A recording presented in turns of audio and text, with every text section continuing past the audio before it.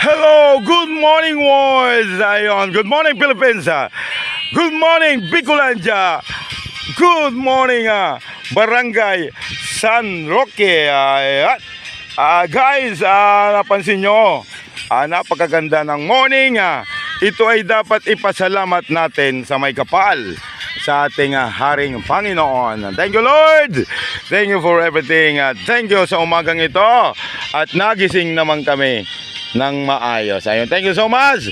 Thank you sa unang blessing na natanggap namin na nanggagaling sa inyo. Ayun, thank you so much.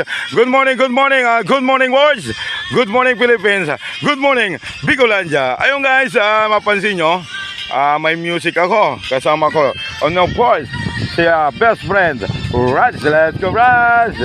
Ayun, napakaganda ng banding namin ni Raz. Morning na morning, masarap tanggapin ang napakasarap na morning. Ayun guys, mapansin nyo, ito ay pinoconstruct pa sa ngayon ng Highton Construction. Itong daanan nga, itong coastal area from nanggagaling ng pier. Ayun, pansin nyo guys, ayun pinakadulo doon. Ayun, ayun, ayun yung Southern Land. And of course yung ayun, tower. Ayun, nandun yung Embarcadero. Ayun, shout out sa AKB, ako Bicol, for today sa pangalan ni Elizalde ko. And of course, si Christopher ko. Ayun, napapansin nyo, yun, babaybayan namin ni Raz. Ayun yung Barangay Sabang, good morning. Barangay Fikali, good morning.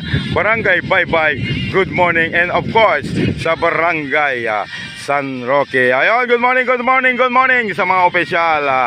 Gumawa tayo ng maayos para maayos na serbisyo at tatangkilikin ng ating mga residente. Ayun, napakasarap na magserbisyo ka ng tama kasi nga naman sumasahod tayo sa gobyerno. Ayun, mamamayan muna, hindi mamaya na. Ayun, RB Bicol TV, Ronald Araw sa ganitong oras, nagre-report ng maayos, nagre-report sa sambayan ng Filipino.